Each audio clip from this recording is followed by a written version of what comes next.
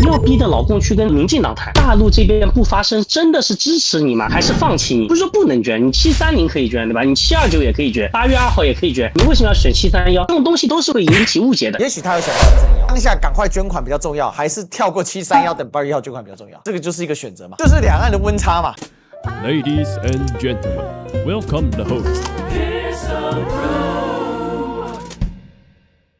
台灣從來沒有獨立過，台灣也從來不是一個國家，所以民進黨就是廢，我就說這個根本就是街頭混混的講法嘛。過往也都參選過這個台灣的總統，難道他們覺得他們派出這些候選人也是混混嗎？這不是很奇怪的一個邏輯嗎？綠營反酸鄭麗文，畢竟他1988年可是這樣說。我們要建立我們自己的國家，有一天我们要使台灣建立成一個真正民主的國家。听起来就各種瘋狂的分享，本以為一面倒都在罵他，但是事實上並沒有啊。什麼震撼發言？為什麼會有台灣是國家的錯覺？現實從來不是一個國家，從荷蘭、明鄭、大清、日本到現在中華民國，台灣從來都是屬於一國的領土，而不是國家，甚至連藩屬國都不是。台灣人的歷史都沒學好，有講錯嗎？台灣是地區，中華民國才是國家，寫在憲法裡的難道不對嗎？台灣本來就不是國家，中華民國才是國家，青鳥真可悲。中華民國才是國家，基本常識都沒有嗎？錯在哪？我不明白。現在體制也沒說錯啊，你不爽就想辦法修憲法去改啊。對的，台灣是國家，澎湖是外國。現在連自己是哪個國家都不知道了，還拼命宣傳，所以太有意思了，就是我只認中華民國國台灣省。搞了老半天啊！你看，還有人要問說，台灣這個妹妹台要打臉。有台灣國這種正式名稱的國家了嗎 ？AI 回說沒有，以台灣國為正式的國號，被聯合國或者是國際社會普遍承認的國家，目前在國際名錄以及官方文件上的正式名稱都是中華民國。台灣是常用的名稱，還有通稱。台灣國在這個稱呼的主要是出現在民間社運還有部分政治主張的論述中。鄭麗文所表述的、所講的，就是符合憲法當中的說法。但是綠營是集體嗨了，所以他再一句講哦，馬上你看切片就上來了。台灣不是一個國家。沒錯，沒有台灣國，但是中華民國就是台灣呢、啊。中華民國主權、治權所及之處就是台澎金馬。是於將軍，但還是想問一下說他現在丟這個東西出來，但已經快要選舉了，是，那還是這2350萬人要投票嘛？那大家就會質疑說，那所以你現在這個國民黨主席是掛名嘛？那你2028你還要推總統人選嘛？如果你不覺得他是個國家，對，如果你要選中華人民共和國的國家主席，那你要爭取14億人的支持啊。對不對？那可是你要選的是中華民國在台灣這塊土地上2300萬人的總統，對不起，那只有台灣人可以投你，除了台灣人、金門人、馬祖人、澎湖人，沒有人可以投你了。只有這些地方台澎金馬人可以選出來。那請問主權治權沒有一致嗎？所以我說錯亂了，什麼兩岸分治啊，然後互不承認主權，互不否認治權。中華人民共和國一直在否認我們的治權。於北辰哦，我覺得他更需要去檢視一下自己以前講過什麼。海軍退役少將於北辰接受深圳衛視專訪時就表示，蔡英文當局只懂得操弄政治，其做法違背民意，最終只會遭到島內民眾的拋棄。北辰曾公開表示自己是中國人，家住台灣，他認為兩岸必將統一。統一是所有中國人要過好日子，所有中國人要強起來，在世界上走起路來，人家都是非常的敬仰，非常的佩服，這是所有中國人要爭取的。這個事情是一個照妖鏡啊，覺得向來只有鄭麗文敢去挑戰這種大白色恐怖的時候，他當時跑去刺激白色恐怖，民進黨整個抓狂嘛。大家還發現民進黨去刺激白色恐怖簡直是荒唐，因為白色恐怖那裡面馬場町所躺的絕大多數，要麼是共產黨人，要麼就是左派分子，基本就不跟你民進黨先同一路人。你這個反共，他們都是共產主義者，你要怎麼搞？鄭麗文跑到大陸跟習近平來見面，這個事情也讓他們破防。而且你現在要抹紅鄭麗文，不是也荒謬嗎？鄭麗文都見過習近平，你要怎麼抹紅？有什麼比見了習近平還紅的嗎？那習近平也不能代表紅色嗎？簡單來講啊，就是對鄭麗文來說，認為 A 就是 A，B 就是 B， 他不會因為他的想法在不同場合有所折損，頂多是說法上有些調整。那我覺得這一點，也就是前陣子其實很多大陸的朋友有點誤會，就鄭麗文是暗獨嘛。我們講到這裡，你還覺得鄭麗文是暗獨嗎？你還覺得鄭麗文是一個支持台獨的人嗎？因為有人還是緊抓着他的過去嘛。如果說要是對鄭麗文女士的這段話有什麼質疑的話，那就不妨先去讀讀歷史，正經歷史上怎麼寫的，那咱們是怎麼去做的，那就怎麼去做。我個人所了解到的情況來看，人家沒說瞎話。誰破防了呢？大家自己心裡想一想，要有一個歷史性的一個脈絡，因為從過去貫徹到現在，它有一個很好的，都有一種法理性繼承，或者是它有慣性的一種繼承。那個繼承的來源是來自於哪裡？當時是什麼情況？和當時歷史整個脈絡繼承下來的東西又有何不同呢？如果沒什麼不同的話，就證明沒什麼太大問題。這是第一個。第二個，您說輿情的話，分叉這個詞是兩岸就台海問題，在很多不僅是大方面，甚至到細節當中都有很多斷崖式的落差。这種落差不僅源自於認知，它也源自於說從我們意識當中它是一個什麼樣子，它是一種什麼狀態。只不過呢，有一句話說得好，叫歷史的車輪滾滾而進，任何人不可阻擋。那兩岸從綜合實力來講呢，落差已經達到一定程度了。我們是希望整個過程，無論是將來的跨步以什麼樣的形式，都可以盡可能的平穩的度過。而今天可能对於鄭麗文女士先前一些發言，特別是她在訪大陸之後和訪美之後所產生的和人們當中的一些期許，可能會有一定的存在性的落差。如果說鄭麗文女士咱們說來大陸這邊，她充滿了善意，然後充滿了對於未來和平啊，包括融合呀，包括以至於最後大家真的完成這種歷史性的革命，形成這種所謂統一的概念。現在至少到這個階段，有人需要去提出來吧，不可能讓民進黨去提吧？誰和大陸關係親近，是不是應該引領這個話題往這個方向上去走，打破這麼多年以來層層的隔閡和信金險房所造成的壁壘，互相是相向而行，才能有一個更好的未来。在這個事情上，主要是時間的問題，已經到了2026年，還需要去考慮外部以及一些其他方面的影響，而不敢或者說無法在島內去擺一個立場。當然我們也知道這個立場可能今天在島內的聲量它幾乎不允許存在。在大陸這邊的期盼，很多的普通人期待看來一次又一次的很真誠的來交流，那是不是應該有這樣一個態度了呢？所以說這個才是引發爭議最主要的原因。說白了，分差和力度在這裡無論過了多長時間，到目前為止依然沒有進行一個對齊，盡可能的把大家能說的，或者說大家一些想表達又不知該如何表達的方式，盡量的通過這種抹平溫差的過程當中能夠形成共識啊。大的環境是在於此，有的時候不只是一方有一些主觀能動性，可能需要另外一方更有一些積極的配合性，才能讓這個事情有一個明確的走向。可能對於現在當下來講，就是時間問題。你覺得這一件事情強烈的表態，被綠營這樣子強而有力的圍剿，會改變大陸一些更強硬認為說他是暗獨觀點的人的看法嗎？如果說真的要是關心兩岸問題，真的要是關心台海議題的話，不是說誰說了一句話，或者誰在某種場合表達了一種觀點，就可以直接畫句號的。他甚至可能都沒有辦法現在去畫一個標點符號。很多事情說白了，還是要在一個長期的觀望，沒有辦法去進行一個預判。但是最起碼在我所認知的、所接觸和了解的人群當中，還是那句話，說了什麼一定是和做了什麼要掛在一起。也許這個時間線會很長，也許這個時間線會比大家想象的長，但是沒關係，我們可以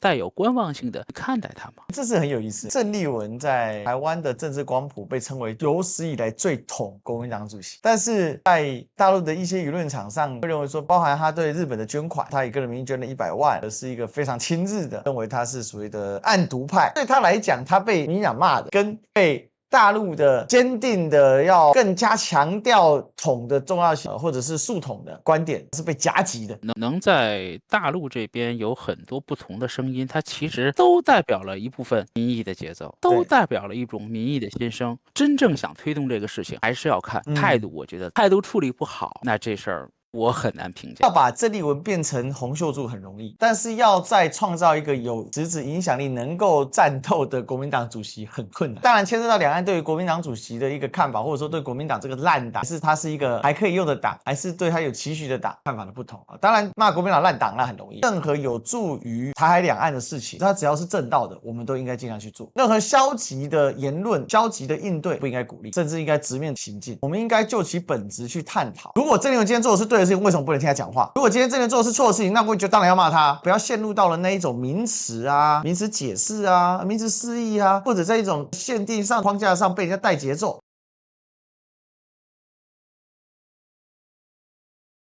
關於大陸輿論場的一些問題，我念一下正當時的之前的文章的一段話。島內輿情時確實存在着一種令人值得警惕的傾向，只要某些台灣網紅評論人批評民進黨怒斥台獨，就很容易被部分人自動歸入自己人的陣營，只要他們在鏡頭裡表達不滿綠營，批判賴清德路線，就會迅速被包裝成促統代表。因為反綠並不天然等於促統，罵台獨也不等於真正認同統一。一旦大陸輿論被帶進科黃對賴、藍白對綠的島內選舉敘事，就會不知不覺偏離怎麼統、何以統、統後如何安民心的主軸，反而被拖進台灣政黨攻防的泥坑。到頭來，表面上看是擴大兩岸討論，實際上卻可能稀釋了統一的內涵，模糊了統一的方向，甚至讓和平被偷換成拖延統一，交流被偷換成維持分治。大陸社會在看待島內輿論變化時，既要看到裂縫，也要守住原則，既要歡迎真實的認同回歸，也不能把一切反民進黨的力量都當成促統力量，否則外延擴大就有可能變成內涵鬆動。我覺得正當時老師文章非常有深度跟內涵，從大陸的專家或者是觀察的角度已經非常的全面，但是台灣的一些內發性的脈絡，它其實解釋的並不是很完整。從3個維度來看，第一個，台灣內部反對民進黨的力量，特別反對民進黨的台獨的力量，當然不能把它理所當然的視為促進統一的力量，這是肯定的，這個句話完全沒有毛病。但是這句話所容易讓人家理解到的錯誤是，那我是不是要連同這些人一起對付？不支持統一的都是台獨啊？當然不是啊，所以不能二分法。但這句話有這個風險，但我認為正當時沒有這個意思，但是會被部分有心人惡意去解成這個樣，進而把所謂的大聲喊統一的人、不支持統一的人變成民族的罪人，變成叛獨派、脫統派的一個巨大的帽子，而被進行被人家批判。第二個，對台灣人來講，台灣最關心的是自身的福祉。台灣人的祖先怎麼來到台灣的？共通的道理是來到台灣找一個安身立命之所。這是台灣跟金門、跟馬祖或整個福建最大的不一樣。那個地方是出去外面找幸福、找機會，讓自己的家鄉幸福。台灣是移民移入地，而大陸的沿海地區多是移民移出地。這也是為什麼它形成巨大的溫差。那就很容易陷入毛澤東的戰術的反面。台灣人那錯誤的理解統戰的概念，統戰就是統一戰線嘛，就聯合一切和聯合之力量嘛。那你相當於是把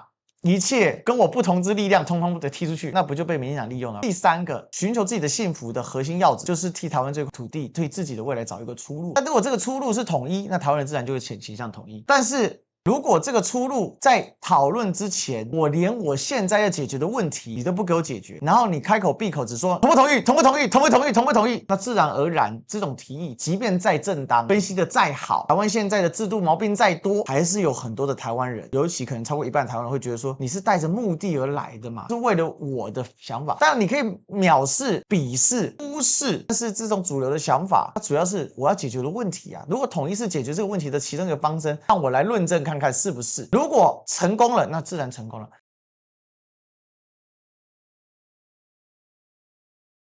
第一個是民間輿論，第二個是官方輿論。在官方輿論上，他其實沒有怎麼對鄭麗文女士的最近的行為或者說一些言論不好的評價，可能評價更偏中性一點。但是在民間輿論的話，其實很爆，喊打喊殺的也很多。第一個就是兩岸這個問題，在官方一直在等待一劳永逸的能最好解決台灣的方式，所以說花傾注和花費了很多時間，甚至在刻意的壓制民間輿論。大陸從16年到26年，單純從軍備力量上來說，已經是天翻地覆的變化了。作為一個普通老百姓，或者說喜歡見證的人，看到有這樣的軍備和軍武的話，他自然而然的會覺得，是不是刀槍炮可以解決一切？那談的意義是什麼？他們的想法也很樸實啊，我都已經這樣了，我甚至說的狂一點，我開個 S3也未嘗不可啊。那我為什麼還要再去聽聽講講說，哎呀，大家一團和氣呢？他們是短視的，他們不會考慮那麼多事情。但是從個人的角度來說，或者说互聯網輿論場的角度來說，那有這樣的聲音其實也不奇怪。如何壓制這種聲音呢？其實就是在找溫差，這也是回應到我講的叫同與不同。台灣要理解大陸人的想法，大陸要理解台灣人的想法。深水區裡面已經不再是去討論一些國家大事、兩岸同屬一中啊之類的東西。我覺得如果再把時間浪費在這種拉扯上面的，因為歷史哥平常講這些事，我覺得他的頻道裡面他可能要起到一個普及宣傳的作用。那我們不管，我們時間花在這個上面的話，那我覺得就是對於深水區的理解可能是有問題的。怎麼彌合，怎麼去拉近這個距離？拉近這個距離應該是用更理論、更系統的方式去聊這個問題。從一個方式方法上簡單的去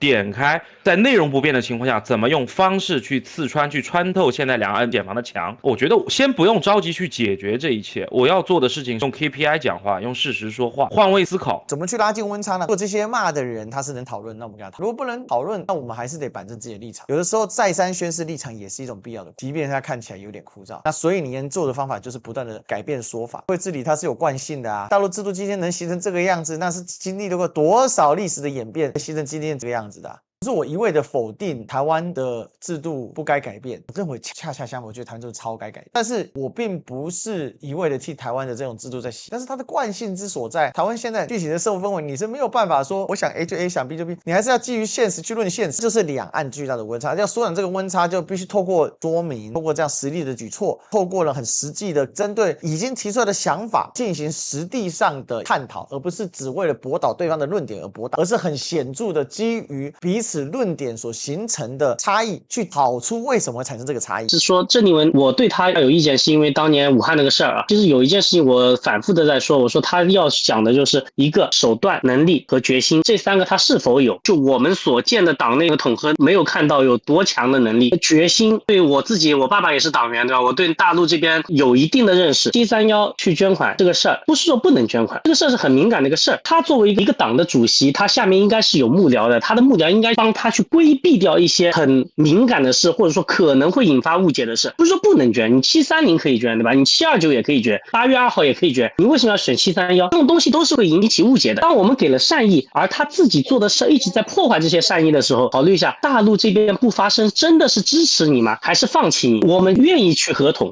我們願意去。如果真的有那一天到來，我們希望台灣這邊的真正的同胞、真正的中國人少有傷亡，能夠少有損失，財產安全都能夠得到最大程度上的保障，就是大家一家人不要發生太讓人扼腕的事情嘛。但是我現在在鄭麗文身上，我看他做的那些事情，我覺得他沒弄清楚該做什麼。建軍100年，我們要到對岸去看看。我提醒大家一個點，老共至今為止是沒有把時間點給錯過的。我們說幾年載人航天就是幾年，老共一直是很自己這個 deadline 的。當他做出這個決定的時候，排除萬難都要做到這一點的。鄭麗文要想想他現在該做什麼，而不是在這挑動，不要逼得老共去跟民進黨談。我很生氣的一件事情，我對鄭麗文做的那些事情，我認為他能力和決心我看不到，他一直在我們那個敏感的神經上跳，一次是巧合，2次是偶然，3次就是惡意事件。至今做了多少次這樣的事情了？因為我不知道他選731這背後決策的過程，因為我畢竟不在黨部裡面，所以我不知道。實講啊，我們對731部隊是基於歷史的一些相關，但是台灣一般比較少把7月31號單純的理解成731這件事情，較少了。這個如果是台灣人的話，很少會特別把日期的數字跟具體的歷史事件給連結在一起，除非當天就是發生那一天。比如說228就是發生在2月28號，那就是不一樣。我只能說我理解到大概是這個樣子。我補一句啊，這就是能力，就是你要做這個事情，你要去想對方的在意什麼，就不管是外交也好，兩岸交流也好，跟你們說哪句話不應該說，哪句話應該說，這就是能力啊，這是他的幕僚團隊的能力，他們沒把這個雷給排掉，就是兩岸的溫差嘛。這麼講好了，也許他有想到731，而對他來講，當下趕快捐款比較重要，還是跳過731等8月1號捐款比較重要？這個就是一個選擇嘛。如果他選擇台灣市場為主的話，他拖到8月1號，對他來講不見得是比較好，趕快第一時間反應，不會被人家說捐的心不甘情不願，這就是差異。我只能說我的猜測是這樣，我不知道到底原貌決策過程怎麼樣。但我從一個比較外部的視角，一個對於這個國民黨行守事情的了解，因為在那個當下不捐，國民黨又要被批判，國民黨呢是惡意的創造中日仇恨。但創造中日仇恨在大陸沒什麼，當然沒什麼。在台灣不一樣啊，台灣跟日本的關係，你可以不喜歡日本，討厭日本的歷史，但在台灣，如果是日本民間出了事情，表現出滿滿的惡意的時候，跟台灣的社會氛圍是迥異的。就說那溫差我不想管了，我就想發火，怎麼樣？發火真的該發火，就是一種方式。我也對731感受到嚴重的不適感。731是屬於兩岸中國人共同的一個悲憤痛苦的點嘛。台灣被日本人迫害的，不見得有像731這麼的殘忍，但是相去亦不遠吧。我覺得台灣人現在最真正需要的一個是短期的要去對抗民進黨的作非為的事兒。第二個，我覺得長期來看的話，台灣當務之急是要喚醒民族主義的一個抬頭。因為他意識不到731為什麼在日本剛在東邊海域拔地盤呢，坐上去給人家捐錢。當然，民間這個事兒不能說不對啊，有了災難去捐錢不能說不對，但中國外交部還慰問了呢，怎麼去做這是有講究的。我覺得欠缺的還是能有一個領頭的喚醒民族自豪感的這樣一個人。我絲毫不懷疑在台灣內部一定是有這樣的一個根基的啊，什麼時候能被喚醒，什麼時候台灣就會好起來。